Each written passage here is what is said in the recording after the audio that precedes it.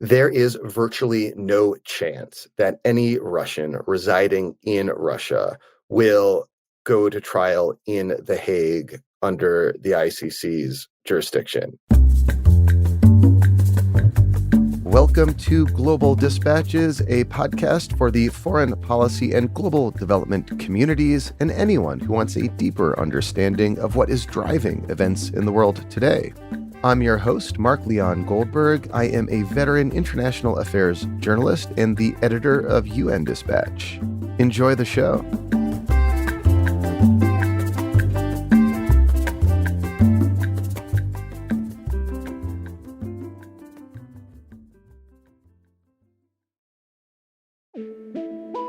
Today's episode is quite a bit different than your typical Global Dispatches episode because rather than interviewing someone, I am the one being interviewed. To set the scene a little bit, the moderators at the WordNews page on Reddit invited me to share some of my expertise on international justice issues in the context of Russia's invasion of Ukraine.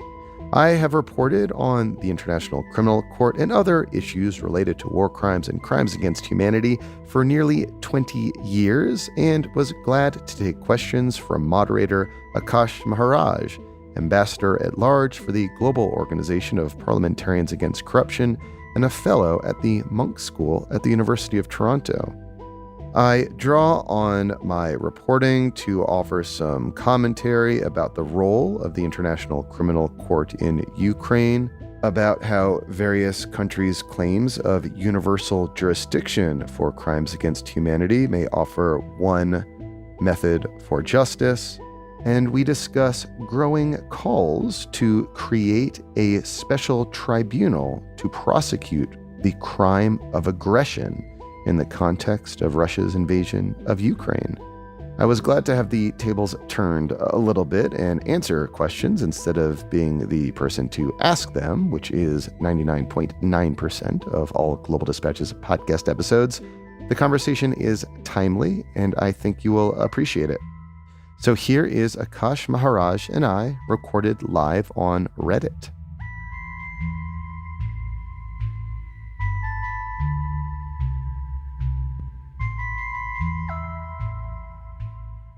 Welcome to Reddit Talk. Hey, thank you for having me, Akaash. Great to be here. So this is a large and ponderous question. Let me start off to set the context.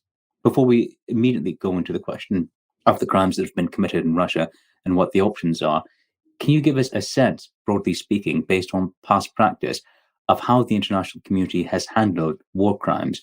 The Nuremberg trials, of course, were one of the high watermarks of prosecution of crimes against humanity and war crimes. But since then, more recently, how has the United Nations, other international bodies, the international community responded when it has had conclusive evidence of war crimes in other theaters?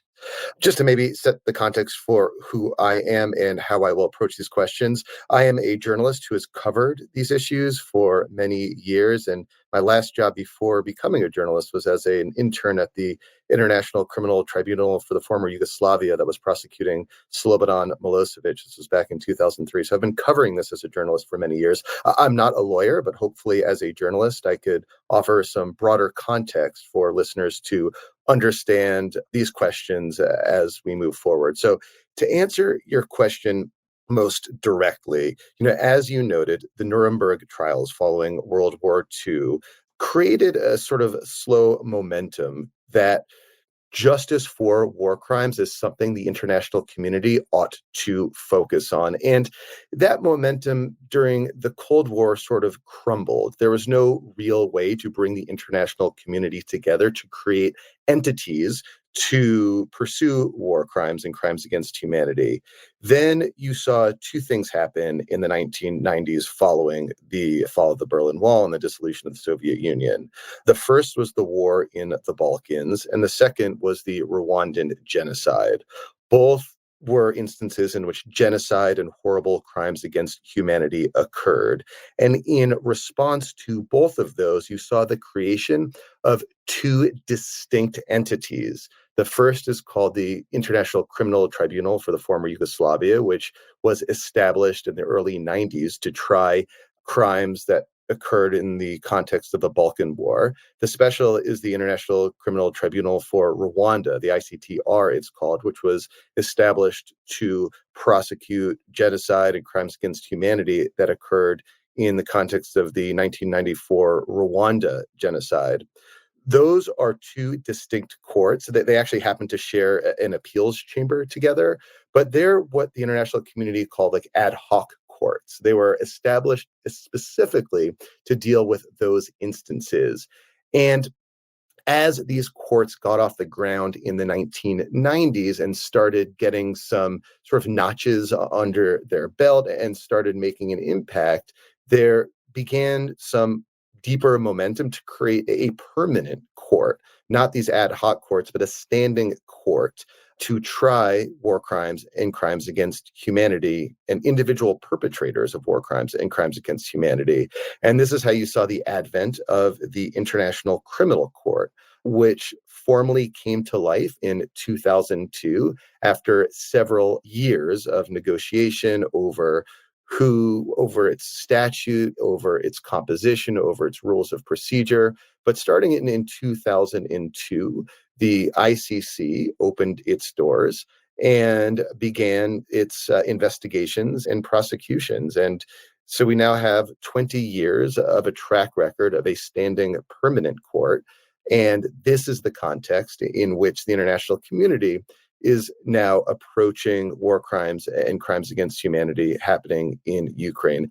Well, thank you for that. You've done an excellent job in setting the context for where we are now. Let me begin with the International Criminal Court. The ICC has reported that it has opened its own investigation into international crimes being committed in Ukraine, including war crimes and crimes against humanity. However, Russia itself is not a signatory to that court. Does that present an insuperable barrier to the court actually trying people who have committed war crimes in Ukraine if those people are Russian citizens? So the answer is no. The jurisdiction of the International Criminal Court has been extended to include crimes committed in Ukraine since 2014. Though Ukraine is not a member of the court, it has essentially voluntarily given the ICC jurisdiction to try crimes under the ICC's purview on its territory, and has done so retroactively to include crimes committed since 2014. There are various ways that, in general, the ICC can claim jurisdiction over crimes committed on a territory. The first and easiest way is if the territory itself is a signatory to the Rome Statute that underpins the ICC, the treaty of the ICC. The second is if the country is not a member of the Rome Statute, is not a member of the ICC, the Security Council can give the ICC jurisdiction to try a case there. And this is what happened in 2005 when the Security Council gave the ICC jurisdiction to try to investigate and prosecute the genocide in Darfur. Sudan's not a member of the ICC, yet the Security Council agreed at the time, with Russia and China abstaining, to give the court jurisdiction there. So there are other ways in which the ICC can have jurisdiction to try individuals who committed crimes on territories outside its normal jurisdiction. But the most straightforward way with Ukraine is that Ukraine invited the ICC to do so. And so now it has jurisdiction and is cooperating with the ICC in that jurisdiction. So that gives the International Criminal Court a legal basis for prosecuting crimes committed within Ukraine. As you say, the fact that Ukraine, though not a signatory itself, has, as a sovereign state, granted that jurisdiction to the ICC. In your experience as someone who has covered the ICC for many years, is there a practical probability that the court will be able to lay its hands on suspects without the cooperation of Russia? There is virtually no chance that any Russian residing in Russia will go to trial in The Hague under the ICC's jurisdiction. The ICC does not have a police force. It cannot invade a country to arrest an individual who's wanted for a major war crime. It depends on countries turning over wanted individuals on their territory to the ICC to stand trial in The Hague. And the ICC does not conduct trials in absentia. So it requires that the defendant is present in court to defend him or herself.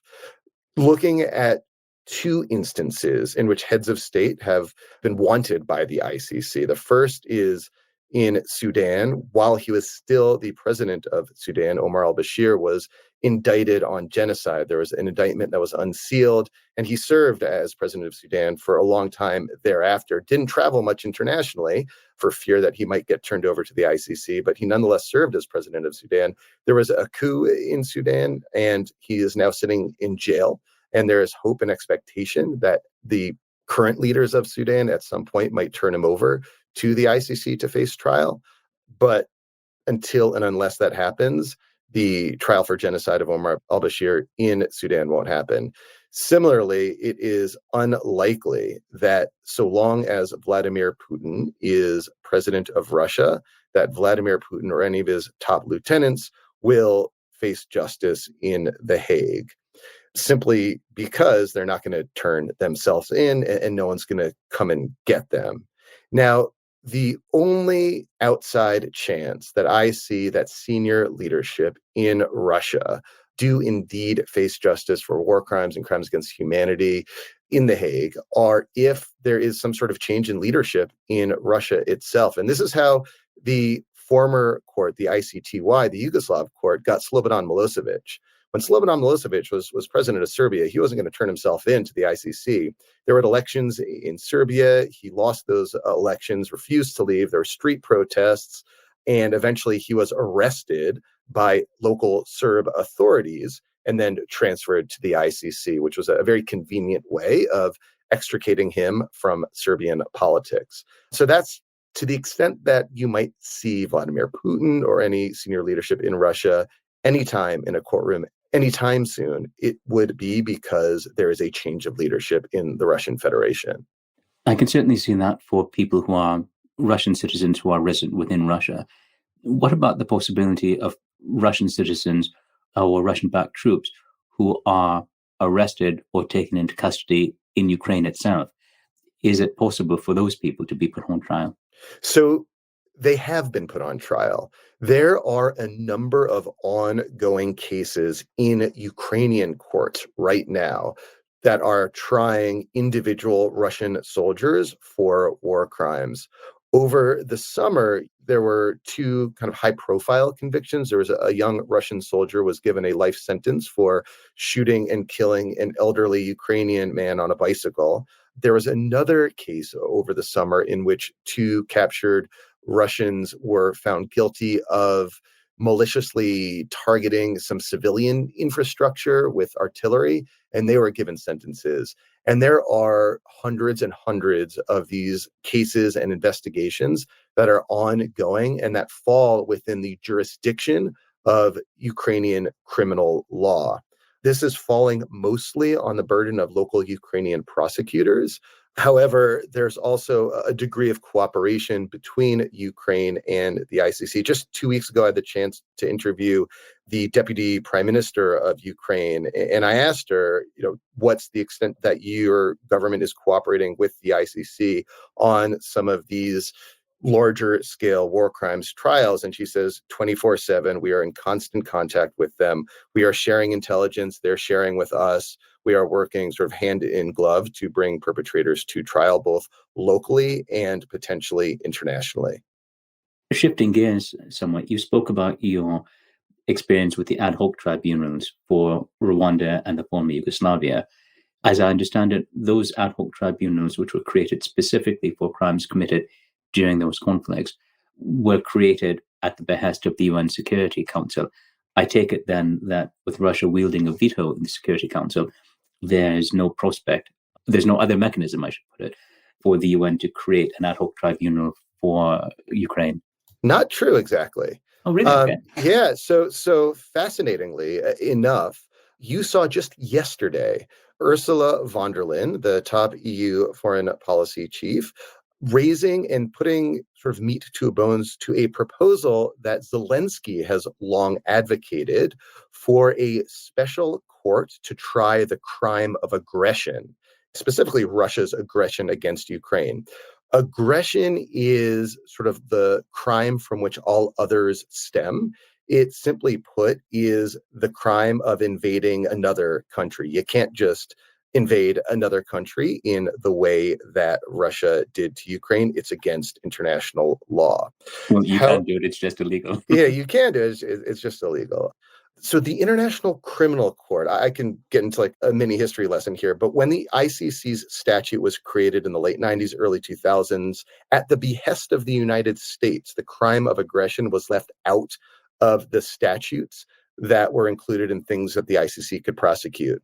Then sometime, in like the mid 2000s, there was an addendum added in which aggression could be included as a crime that the International Criminal Court could prosecute. However, due to some like legal quirk that, I couldn't get too deep into the details of, but I'm sure any lawyers in the audience could, there are stipulations in which if you're not a member of the ICC, you can't be tried for aggression. So in other words, because Russia's not a member of the ICC, it can't be tried specifically for the crime of aggression. Now, this has very much irked Zelensky, who very, very much wants to see a wanted poster with Vladimir Putin's name and face on it, because aggression is a leadership crime.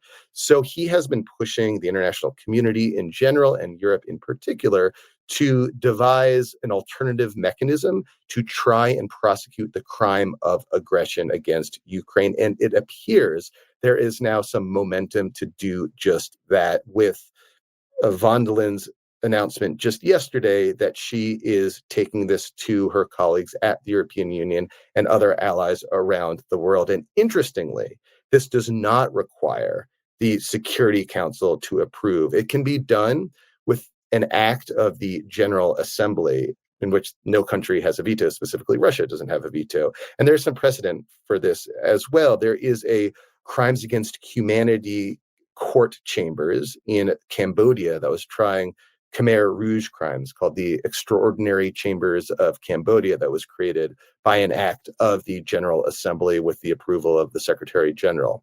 So that is likely to be a mechanism around which you will see gaining momentum in the coming weeks and months. You're likely to see debates at the General Assembly to approve the creation of a court of aggression, probably located in The Hague, and specifically created to try Russian leadership for their crimes.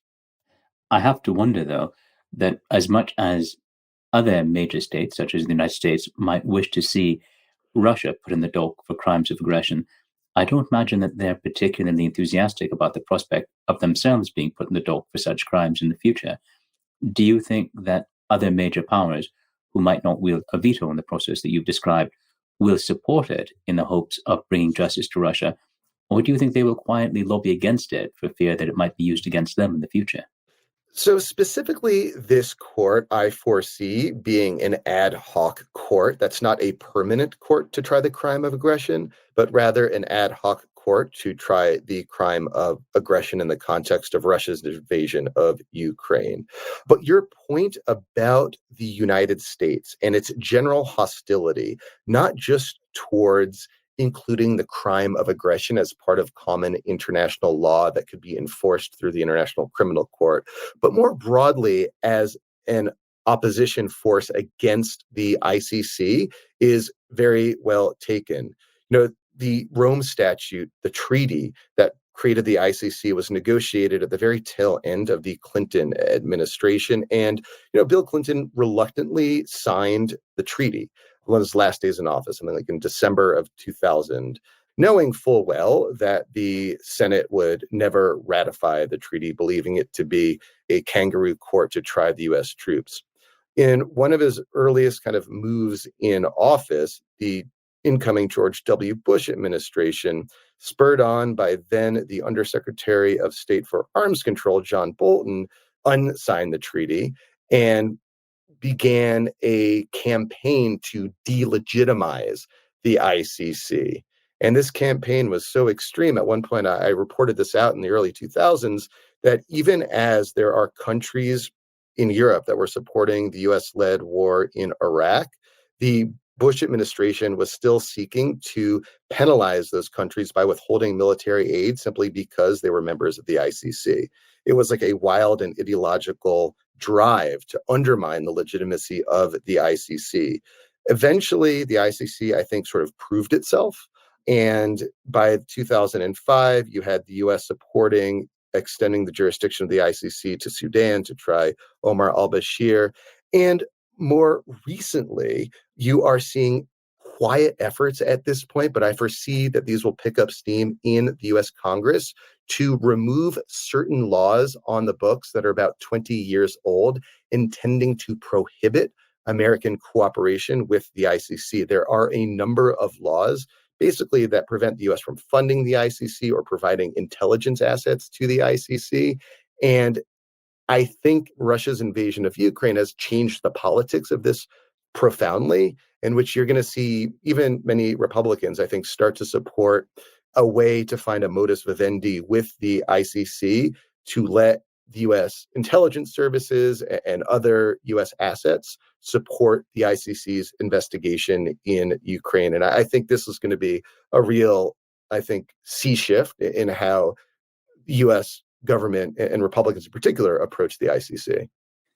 I'm conscious of the fact that one of those bills is in the United States, one of those laws is the American Service Members Protection Act, which is colloquially known as the Hague Invasion Act, giving the US president the unrestricted right to use his powers to remove any US or allied citizen who's being tried in The Hague or any other tribunal. It is a remarkable bit of political theatre, but it goes to the point you were making that has historically been exceptional resistance within the United States to the International Criminal Court and international tribunals in general, though this may bring about a change. Let me shift gears once more, because in addition to the kinds of transnational borders that you've discussed, there's also at international law the concept of universal jurisdiction for certain crimes, that there are some crimes that are so serious it becomes not merely the right, but indeed the responsibility of individual states to prosecute them if they are able to lay hands on the perpetrators.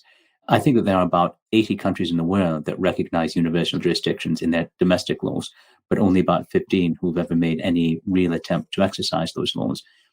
Do you think that the very strong consensus within the international community against Russia's actions in Ukraine is strong enough that we might see individual nation states, in addition to Ukraine, using the concept of universal jurisdiction to prosecute Russian citizens who might find themselves within those other states? Almost certainly, I think that will be the case. As you noted, a number of countries, many in Europe, claim universal jurisdiction for the worst kinds of crimes that there are. And you are going to see a lot of these kinds of efforts, I think, unfold in the coming years. Now, I think this is going to be particularly the case in Europe, where you have a large Ukrainian diaspora and refugee population who will be demanding it in places like Germany, which also claims universal jurisdiction. Germany tried a Syrian for torture 2 years ago and convicted this Syrian for torture in Syria. So you will almost certainly see national courts' claims of universal jurisdiction as part of this broader mix that is seeking to hold Russians accountable for war crimes and crimes against humanity in Ukraine. The US also claims universal jurisdiction in certain cases of torture as well, which is interesting. And that's only been exercised a couple times. And actually, one of the cases is ongoing here in Denver, where I am, where there's a Gambian who is accused of torturing other Gambians in Gambia, is now facing federal torture prosecution. So a lot of countries claim this. That does bring us on to a question about the reaction of the rest of the world, though. One of the common criticisms one hears of the International Criminal Court, or indeed of international tribunals in general, especially from political leaders in Asia and in Africa, is that those courts find their courage only when they're prosecuting Asians and Africans. That is to say, they seem to be particularly keen to exercise their powers over those nations, but suddenly lose their courage when they are faced with people who have committed crimes in Europe, North America, or sometimes South America. Do you have a sense, as an observer of the UN system, of what countries in Africa and Asia are likely to think if there are not concerted efforts to bring Russia to justice? Is that likely to undermine the legitimacy of the International Criminal Court amongst people who are already saying it isn't really an international criminal court, it's a court to prosecute Africans and Asians? So really, for most of the ICC's history, it was only a court to prosecute Africans. And this was a profound knock on it. For a long time, the only cases that the ICC had ongoing were in Congo, were in Kenya, were in Uganda, were in Sudan, were in Cote d'Ivoire. This is, for most of the ICC's history, it exclusively focused on Africa. Now, ICC defenders will say, well, it focused on Africa because that's where the crimes were. And also, it's important to remember that the ICC considers itself and is statutorily obligated to be a court of last resort.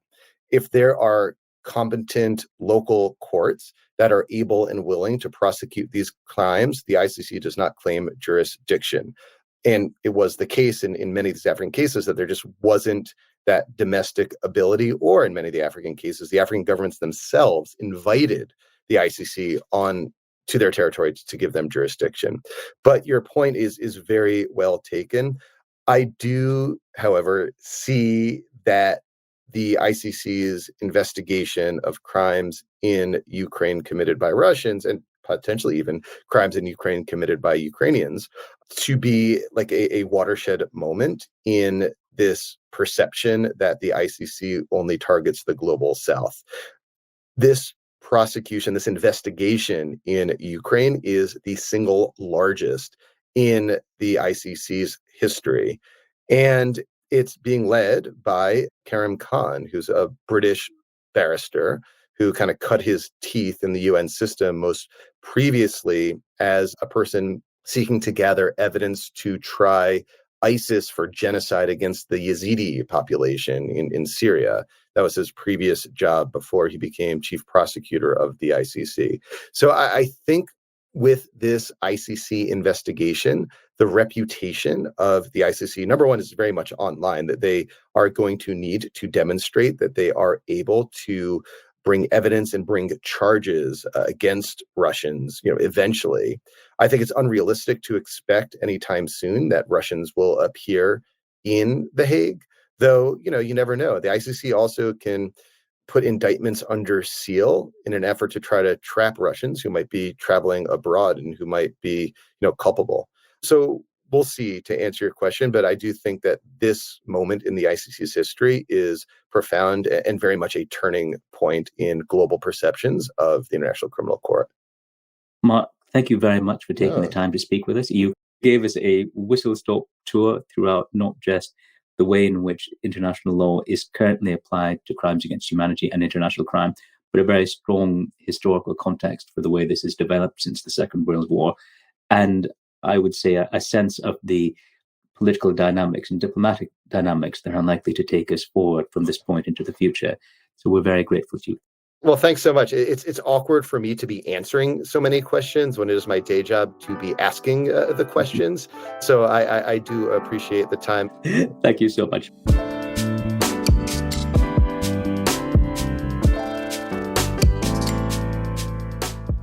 Thank you for listening to Global Dispatches. Our show is produced by me, Mark Leon Goldberg, and edited and mixed by Levi Sharp. If you have questions or comments, please email us using the contact button on globaldispatchespodcast.com. Before you go, do take a moment to show your support for the show by becoming a premium subscriber. If you're listening on Apple Podcasts, you can do so with a couple taps of your thumb. If you're listening elsewhere, you can go to patreon.com/globaldispatches. We rely on support from listeners to continue to do what we do far into the future, and by becoming a premium subscriber, you will unlock access to our entire archive of hundreds and hundreds of episodes. Please rate or review the show on Apple Podcasts.